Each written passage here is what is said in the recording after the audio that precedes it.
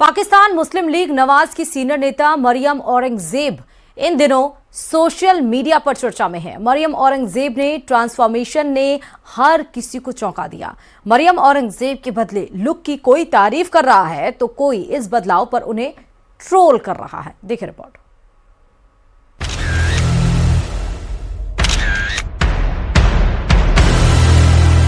नया लुक, नया अंदाज, लेकिन वही पुराना नाम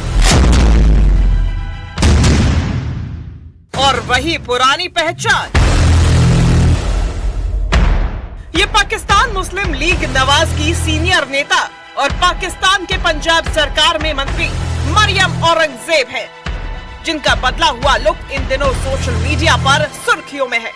मरियम के इस रूप को जिस किसी ने देखा उसने दांतों तले उंगली दबा ली। मरियम औरंगजेब के इस नए रूप को रिवील करने का शुभ मुहूर्त था नवाज शरीफ के नाती की शादी, जहां नवाज शरीफ के साथ जब मरियम औरंगजेब महफिल के बीच में पहुंची तो हर कोई दंग रह गया। इस नए चेहरे के बारे में जानने की होड़ लग गई, लेकिन जब हकीकत सामने आई तो हर कोई तंग था। इस ट्रांसफॉर्मेशन को कोई कमाल बता रहा है तो कोई इस पर तरह तरह के तंज कस रहा है। लाहौर में मरियम नवाज के बेटे जुनैद सफदर का शानजे अली रोहेल के साथ निकाह हो रहा था। इस शाही शादी में पाकिस्तान के कई रईसजादे मौजूद थे। बधाई देने वालों का तांता लगा था, लेकिन इन सब के बीच हर किसी की निगाह मरियम औरंगजेब पर थी। सोशल मीडिया पर वायरल तस्वीरों में मरियम औरंगजेब पहले के मुकाबले ज्यादा स्लिम, शार्प फेस फीचर्स और बदले हुए लुक में नजर आई। कई यूजर्स ने उनके ग्लो और फिटनेस की तारीफ की, पर कई यूजर्स उनके लुक में आए बदलाव को लेकर सोशल मीडिया पर ट्रोल कर रहे हैं। यूजर्स का कहना है कि मरियम औरंगजेब ने कॉस्मेटिक सर्जरी कराई है। क्या है कॉस्मेटिक सर्जरी?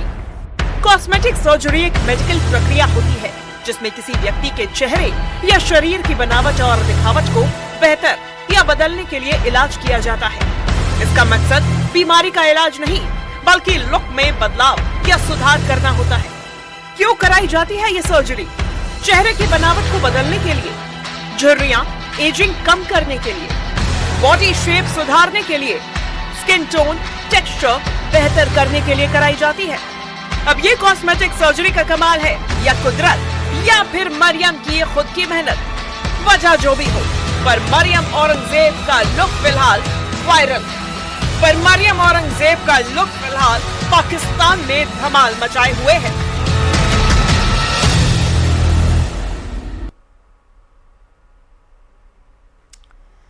क्या असदुद्दीन ओवैसी की पार्टी AIMIM अब मुस्लिम वोटरों की पहली पसंद बनती जा रही है? और क्या कांग्रेस के परंपरागत मुस्लिम वोट बैंक में सेंध लग रही है?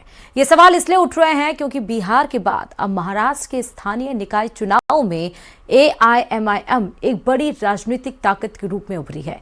इसलिए जब बंगाल और यूपी चुनाव जोन बन चुके हैं तो समझना जरूरी है कि आखिर मुस्लिमों का लीडर कौन है। देखिए रिपोर्ट।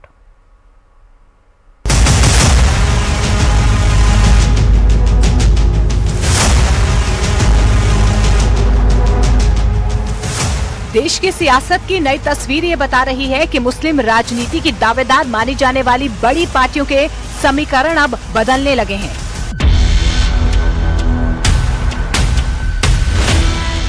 असदुद्दीन ओवैसी ने अपने हालिया चुनावी प्रदर्शन में न सिर्फ नई राजनीतिक जमीन तैयार की है, बल्कि कांग्रेस जैसी परंपरागत पार्टियों के वोट बैंक को भी सीधी चुनौती दी है।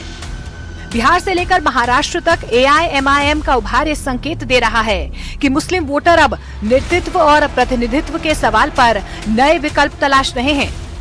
बिहार विधानसभा चुनाव में जहां कांग्रेस ने 6 सीटें जीती थीं, वहीं AIMIM ने 5 सीटें जीतकर अपनी धमाकेदार उपस्थिति दर्ज कराई थी। यही नहीं, हालिया संपन्न महाराष्ट्र स्थानीय निकाय चुनाव में भी ओवैसी की पार्टी ने जबरदस्त जीत दर्ज की, जिससे सभी समीकरण उलट-पुलट हो गए। महाराष्ट्र के नतीजों ने इस सियासी बदलाव को और साफ कर दिया है, जहां पर AIMIM सिर्फ मौजूद नहीं रही, बल्कि कई शहरों में निर्णायक ताकत बनकर उभरी है और कांग्रेस के लिए चिंता की लकीरें गहरी कर दी। ओवैसी की पार्टी को प्रदेश भर के 13 कॉर्पोरेशन में कुल 124 सीटें मिली।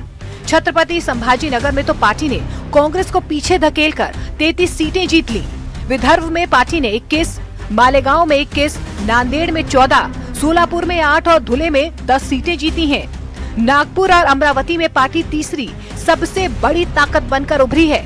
मुंबई के बीएमसी में पार्टी के 8 कॉर्पोरेटर हैं, जबकि मनसे के 6। यहां पार्टी ने पवार के दोनों गुटों से ज्यादा सीटें हासिल की हैं।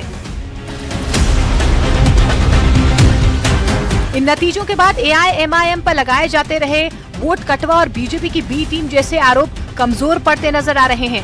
वहीं कांग्रेस को अब सेकुलर वोटों को एकजुट रखने की चुनौती साफ नजर आने लगी है, खासकर तब जब अतीत में वही कांग्रेस ओवैसी पर तीखे आरोप लगाती रही है।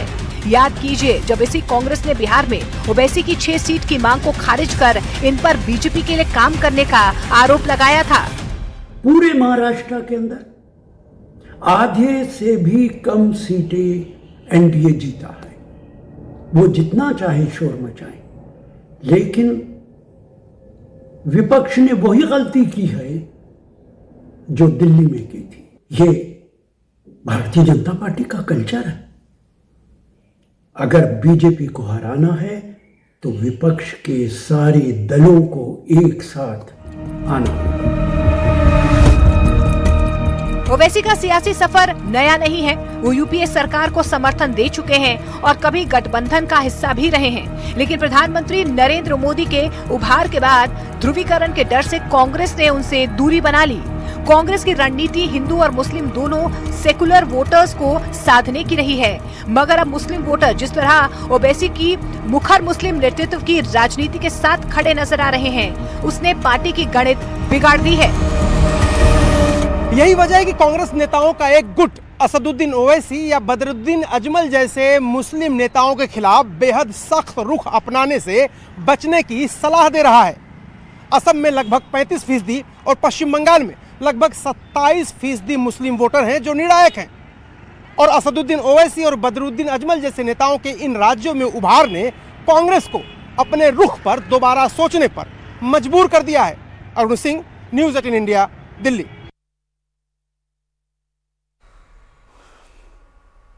नोएडा से खबर की। दरअसल नोएडा के सेक्टर 150 में बने गड्ढे में इंजीनियर युवराज मेहता की मौत के बाद एसआईटी का गठन किया गया है।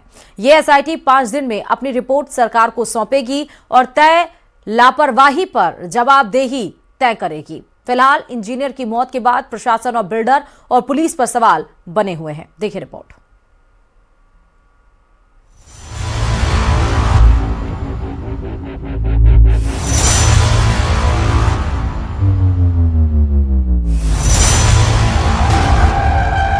नोएडा में युवराज मेहता की मौत पर सवाल अभी बाकी है। बिल्डर के खोदे 50 फीट गहरे गड्ढे पर पड़ताल अभी बाकी है। बाकी है उन पर जवाबदेही तय करना जो युवा इंजीनियर युवराज मेहता को बचाने में नाकाम रहा। ये वही गड्ढा है जिसमें डूबकर 27 साल के सॉफ्टवेयर इंजीनियर युवराज मेहता की मौत हो गई थी। इस गड्ढे को बिल्डर अभय कुमार ने बेसमेंट के लिए खुदवाया था। सड़क किनारे बने इसी बेसमेंट के गड्ढे में युवराज की कार गिरी थी। उसे बचाने की लाख कोशिशों के बाद भी वो मौत के मुंह में समा गया। 4 दिन बाद उस गड्ढे से युवराज की कार को प्रशासन ने निकाल लिया है। जवाबदेही तय करने के लिए एसआईटी का गठन किया गया है। ये एसआईटी 5 दिन में अपनी रिपोर्ट सरकार को सौंपेगी। फिलहाल बेसमेंट के लिए गड्ढा खुदवाने वाले बिल्डर अभय कुमार को गिरफ्तार कर लिया गया है। नोएडा अथॉरिटी के सीईओ लोकेश एम को भी हटा दिया गया है। ट्रैफिक विभाग के अधिकारियों को नोटिस जारी कर जवाब मांगा गया है, जबकि एक जूनियर इंजीनियर को बर्खास्त कर दिया गया है। 16 जनवरी की आधी रात युवराज मेहता की मौत हो गई। वो गुरुग्राम से नोएडा अपने घर आ रहे थे। रास्ते में एक तीव्र मोड़ आया, कोहरा घना था और उनकी कार हादसे का शिकार हो गई। कार नोएडा के सेक्टर 150 में एक गहरे गड्ढे में गिर गई। ये वही गड्ढा था जिसे निर्माणाधीन बेसमेंट के लिए खोदा गया था। गड्ढा एकदम खुला था और उसमें पानी भरा हुआ था। हालांकि हादसे के बाद भी युवराज किसी तरह अपनी कार की छत पर पहुंचे मदद के लिए चीख पुकार मचाई। उन्होंने हादसे के बाद अपने पिता को कॉल कर हादसे के बारे में भी बताया, जिसके बाद पिता ने पुलिस को कॉल करके मदद मांगी थी। पिता की कॉल के बाद पुलिस, फायर ब्रिगेड, एसडीआरएफ की टीम भी मौके पर पहुंची, लेकिन ये सरकारी अमला इंजीनियर युवराज मेहता को बचाने में नाकाम रहा। युवराज की गड्ढे के पानी में डूबने से मौत हो गई। अब एसआईटी की टीम लापरवाही करने वालों पर रिपोर्ट तैयार कर रही है।